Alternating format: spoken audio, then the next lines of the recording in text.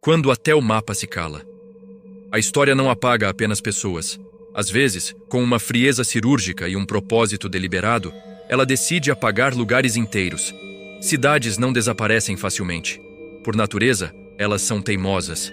Elas deixam ruínas que resistem ao tempo, fundações que se negam a ser devoradas pela terra, fragmentos de estradas que ainda conectam o nada ao esquecimento. Elas deixam nomes gravados em mapas antigos, relatos de viajantes assombrados e registros administrativos que dão fé de que, ali, um dia houve vida, barulho e movimento. Mas há casos em que nem isso sobra. Lugares que foram densamente habitados, descritos por cronistas e negociados por mercadores, e que depois foram tratados pela posteridade como um erro de cálculo, como um exagero de poetas, como um mito inconveniente que é melhor não investigar para não perturbar a ordem do presente. Quando uma cidade some, não é apenas a pedra que desaparece. É o comércio, é a cultura, é o pulsar de uma memória coletiva que se extingue. E, sobretudo, desaparecem as testemunhas silenciosas, porque cidades não falam. Elas não denunciam seus algozes. Elas não gritam por socorro e não exigem respostas diante do passar dos séculos. Hoje, o cofre se abre para cumprir uma promessa diferente. Não falaremos de indivíduos apagados, mas de civilizações inteiras removidas da narrativa oficial com a ponta de uma caneta. Porque antes de aprender a silenciar o indivíduo, o poder aprendeu a apagar territórios completos. Aprendeu que se você remove um lugar do mapa, você remove tudo o que aconteceu dentro dele. A geografia, quando silenciada, enterra crimes que nenhuma voz humana poderia narrar. E quando um lugar desaparece da história, alguém, em algum ponto do tempo, sempre lucra com esse vazio. Alguém sempre ganha com o silêncio das ruínas. Atlântida, o arquétipo do apagamento. Tudo começa com uma cidade que muitos preferem chamar de lenda. Para a academia tradicional, Atlântida é um conto de fadas para adultos, uma fábula filosófica, ou, no máximo, uma metáfora política. Mas, para o Cofre Azul, ela é algo muito mais inquietante. Ela é o protótipo de como a história lida com o que não consegue explicar. Ela é o arquétipo do apagamento. Atlântida surge nos diálogos de Platão, especificamente em Timeu e Crítias, como uma civilização de esplendor inimaginável. Avançada, poderosa, detentora de uma engenharia que desafiaria até os padrões modernos e localizada estrategicamente além das colunas de Hércules. Um império marítimo que, segundo o filósofo, tentou dominar o mundo conhecido e, no auge de sua arrogância, foi destruído em um único dia e uma única noite por cataclismos naturais devastadores. O mar se fechou sobre ela e o mapa foi redesenhado pelo silêncio das águas. Durante séculos, esse relato foi tratado como uma alegoria moral. Uma história conveniente criada para ensinar sobre soberba, o perigo do poder absoluto e a inevitável decadência dos impérios. Um mito confortável que servia para ilustrar a superioridade das virtudes gregas sobre a luxúria estrangeira. Mas há um detalhe incômodo que a história oficial tenta empurrar para debaixo do tapete. Platão afirma categoricamente que a história não é sua. Ele detalha que o relato foi trazido por Solon, o grande legislador, que por sua vez o recebeu diretamente de sacerdotes egípcios em Sais. Eles afirmavam que os registros de Atlântida eram antigos, muito mais velhos do que a própria Grécia clássica, gravados em colunas que o tempo ainda não tinha corroído. E é aqui que o desconforto começa. Porque se Atlântida fosse apenas um mito, puramente literário, por que ela foi tão cuidadosamente, quase obsessivamente, desacreditada ao longo dos séculos? Exploradores, arqueólogos e pesquisadores que ousaram buscar paralelos geológicos ou históricos foram muitas vezes ridicularizados publicamente. Teorias sobre estruturas submersas ou conexões transatlânticas foram descartadas sem uma análise profunda. O simples ato de procurar por Atlântida virou, nos círculos acadêmicos, um sinônimo de pseudociência, um rótulo usado para encerrar discussões antes mesmo que elas começassem. Mas a história tem o hábito de humilhar os céticos. Cidades como Micenas, Troia e Mohenjo-Daro também já habitaram o território do impossível. Durante gerações, foram consideradas mitos, invenções de poetas ou memórias distorcidas de povos ignorantes. Até que alguém decidiu que o mito carregava uma verdade física. Até que foram encontradas sob camadas de terra e descrença. Atlântida incomoda porque sua existência sugere algo que altera toda a nossa percepção da realidade. A existência de uma civilização global e avançada muito anterior às que conhecemos. Ela representa uma quebra na linha evolutiva confortável e linear da história. Aquela que nos diz que viemos do simples para o complexo, do bárbaro para o civilizado. Se Atlântida existiu, então o progresso não é uma escada, mas um ciclo de ascensões e quedas catastróficas. Talvez Atlântida não tenha sido afundada apenas pelo mar. Talvez ela tenha sido submersa por uma barreira de narrativa, transformada em mito, para que nunca fosse procurada com a seriedade de uma investigação criminal. Porque admitir que uma civilização inteira, com toda a sua tecnologia e memória, foi apagada da face da Terra e esquecida por milênios, abre precedentes perigosos demais. Admitir Atlântida é admitir que nós também podemos ser esquecidos. Que o que construímos hoje pode, em um futuro distante, ser tratado como o delírio de um filósofo antigo. O apagamento de Atlântida não é sobre o passado. É sobre o medo que o poder tem da própria fragilidade. A cidade perdida do Kalahari. No final do século XIX, quando o mundo parecia estar sendo finalmente mapeado e compreendido pelas potências europeias, um relato vindo das profundezas da África Austral abalou as certezas geográficas da época. Em 1885, o explorador e artista canadense Guillermo Farini, um homem habituado ao espetáculo e à observação, relatou algo que desafiava a lógica: a existência das ruínas de uma imensa cidade de pedra, enterrada sob as areias escaldantes do deserto do Kalahari. Farini não falava de meras pilhas de pedras. Ele descrevia muros extensos, estruturas geométricas precisas e vestígios inegáveis de uma ocupação humana sofisticada e antiga, situada em uma região que a ciência oficial da época considerava, e ainda considera, historicamente inabitável para grandes civilizações. Eram quilômetros de blocos de pedra que pareciam ter sido cortados e ajustados por mãos que conheciam a engenharia, formando o que ele chamou de um grande anfiteatro de rocha. Os relatos foram enviados às sociedades geográficas mais prestigiadas do mundo.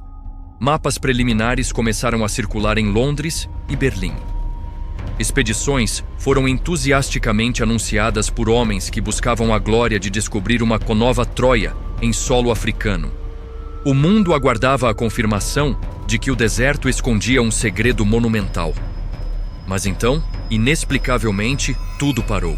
As pesquisas de campo foram subitamente abandonadas. Relatórios detalhados começaram a desaparecer de arquivos públicos ou foram relegados ao fundo de gavetas em instituições acadêmicas.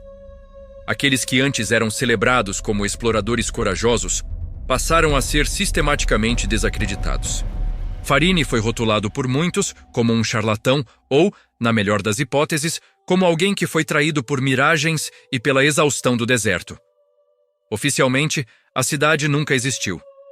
A explicação que se tornou o padrão acadêmico é a de que Farini teria visto apenas formações rochosas naturais, esculpidas pelo vento e pela erosão ao longo de milênios. Uma explicação conveniente, segura e repetida à exaustão, sem que novas investigações conclusivas e de larga escala fossem realizadas por décadas. O problema é que o silêncio não conseguiu apagar as coincidências. Descrições feitas por exploradores independentes e caçadores de tesouros em épocas e contextos diferentes coincidem em detalhes minuciosos demais para serem meros frutos da imaginação ou da pareidolia. Relatos de muros semicirculares, pavimentos de pedra e estruturas que se assemelham a templos continuaram a surgir de tempos em tempos, como fantasmas que se recusam a ser enterrados. E há um detalhe ainda mais inquietante: a tradição oral. As tribos locais, que habitam as bordas do deserto há gerações, afirmavam com serenidade que aquelas estruturas já estavam ali muito antes de suas próprias histórias e migrações começarem. Para eles, a cidade não era um mito, era uma herança de um povo que o deserto decidiu reclamar. A cidade do Kalahari não foi destruída por exércitos ou por cataclismos visíveis. Ela foi negada por conveniência.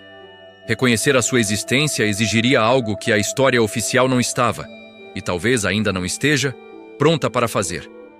Admitir que grandes centros urbanos, dotados de cultura e tecnologia, surgiram, floresceram e desapareceram completamente fora dos eixos tradicionais e permitidos da história humana. Se aquela cidade de pedra for real, o mapa do progresso humano está errado. Se o Kalahari abrigou uma civilização perdida, então a nossa compreensão de como e onde a humanidade se desenvolveu é apenas uma versão filtrada da realidade. Admitir a cidade é quebrar o mapa. E para muitos que controlam a narrativa, é preferível que o mapa permaneça intacto, enquanto as pedras continuam sua vigília silenciosa sob o sol da África. Mohenjo-Daro, a cidade que morreu de uma vez. Mohenjo-Daro não é um mito literário, nem uma miragem de exploradores exaustos. Ela é um fato. Uma massa monumental de tijolos e engenharia que emergiu da terra no atual Paquistão para desafiar tudo o que pensávamos saber sobre o passado. Parte da civilização do Vale do Indo, ela não era apenas uma cidade. Era uma metrópole que há mais de 4.500 anos já vivia no futuro. As escavações revelaram uma precisão assustadora. Ruas planejadas em uma grade perfeita, casas com sistemas de água corrente e o mais sofisticado sistema de esgoto e drenagem do mundo antigo. Algo que muitas cidades modernas ainda lutam para implementar.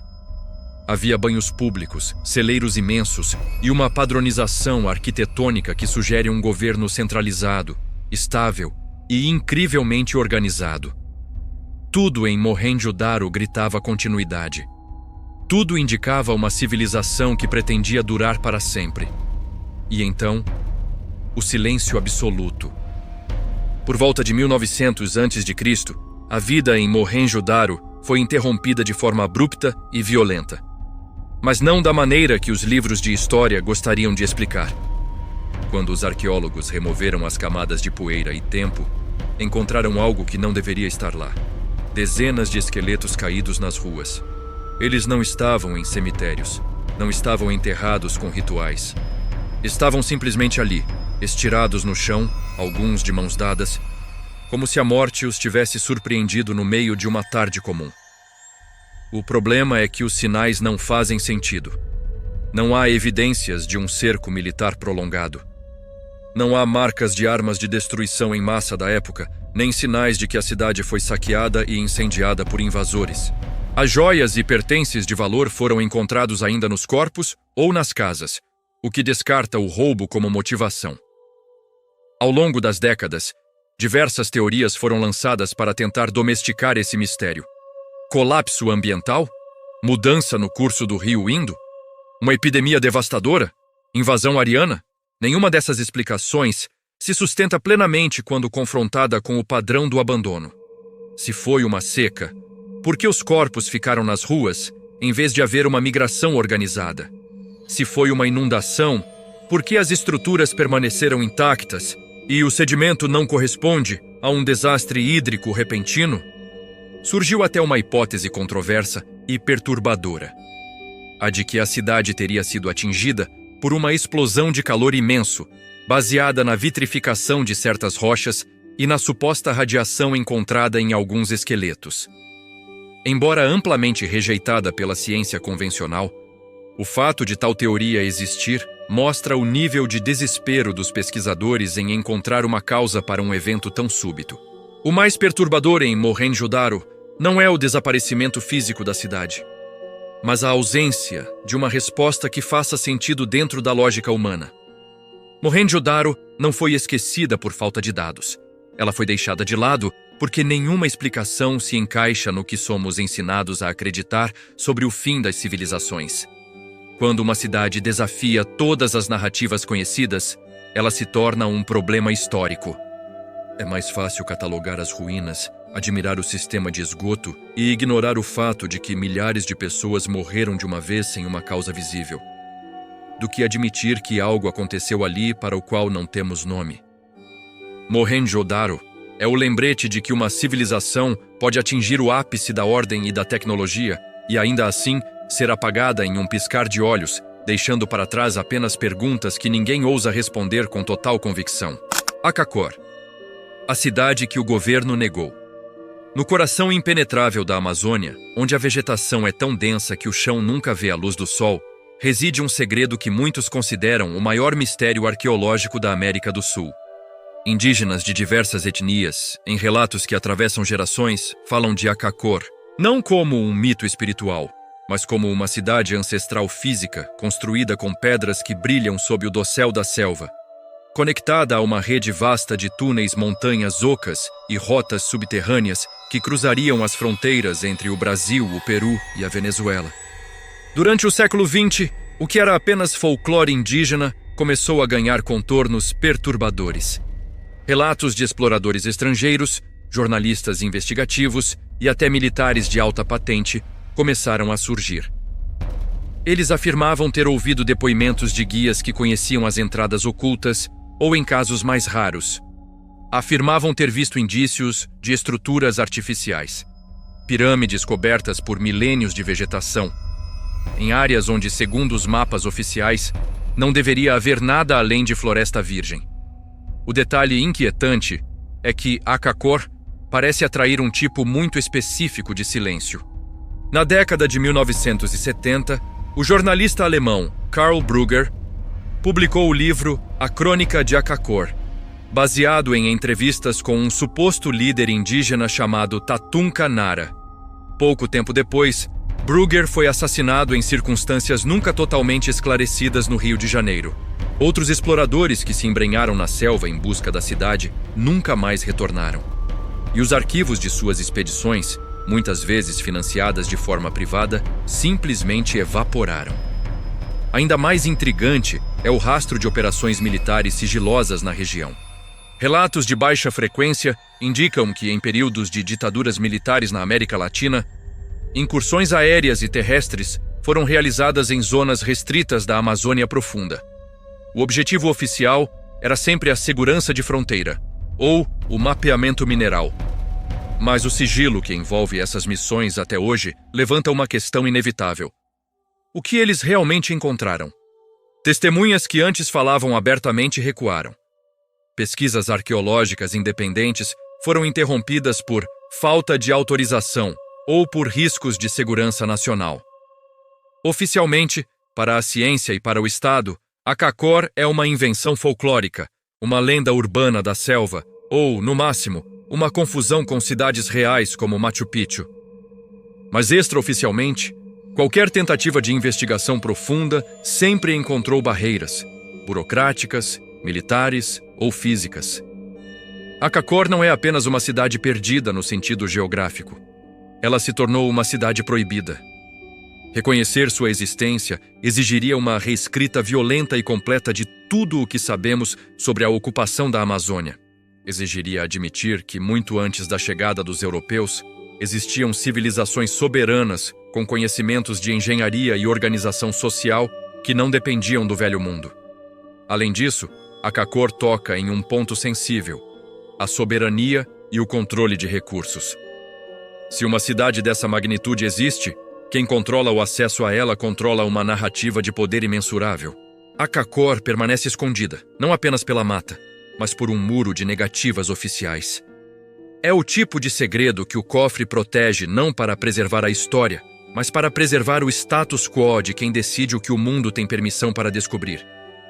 Quando pessoas desaparecem, chamamos de tragédia. Quando cidades desaparecem, chamamos de mito. Mas talvez a diferença real entre esses dois conceitos não esteja na natureza do que sumiu, nem na escala do desastre, e sim em quem ainda resta para falar sobre isso. Cidades não testemunham em tribunais. Elas não fazem denúncias formais, não assinam depoimentos e não exigem justiça diante das câmeras. Por isso, elas são alvos muito mais eficazes e fáceis de apagar. Uma cidade silenciada é um arquivo morto que não pode ser reaberto por uma simples investigação policial.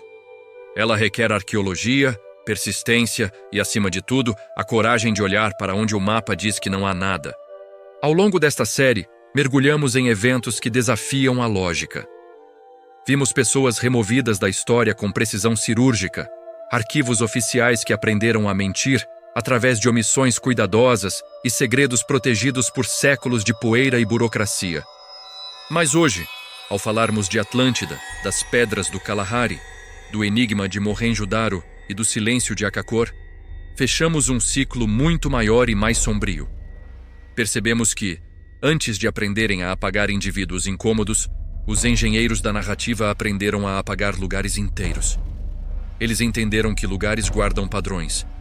Guardam provas físicas que não podem ser refutadas apenas com palavras. Cidades guardam perguntas que são grandes demais para serem respondidas sem colocar em xeque toda a estrutura do que chamamos de civilização. Este episódio não tenta apenas corrigir um gancho ou solucionar um mistério isolado. Ele revela um método. Ele nos mostra que o apagamento nunca foi uma exceção causada pelo acaso ou pela fúria da natureza.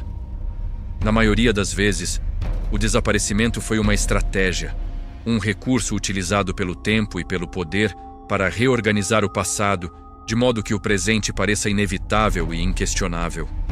Se você apaga o território, você apaga a prova de que outra forma de vida, outra tecnologia ou outra verdade foi possível. O vazio se torna a ferramenta definitiva de controle. Este foi o cofre azul, onde a verdade se esconde entre o silêncio e o espelho.